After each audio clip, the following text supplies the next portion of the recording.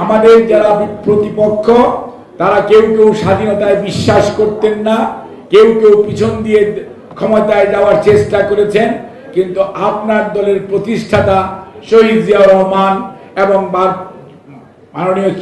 Chairperson দেশনেত্রী বেগম খালেদা জিয়া, ভারপ্রাপ্ত chairman জনাব তারেক রহমান কোনো আপোষকামিতায় বিশ্বাস করেন না, কোনো ষড়যন্ত্রে বিশ্বাস করে না। বিএনপি জনগণের ভালোবাসায় সিক্ত হয়ে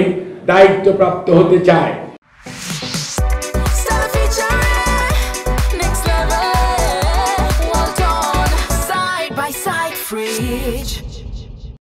সেই লক্ষ্যেই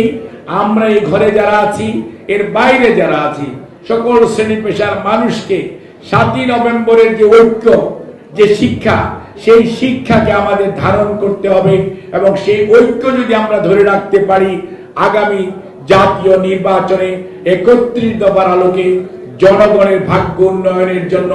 জনগণকে সাথে নিয়ে দায়িত্বপ্রাপ্ত হয়ে জনাব তারেক রহমানের নেতৃত্বে ইনশাআল্লাহ শ্রমিক শুধু নয়, সারা দেশে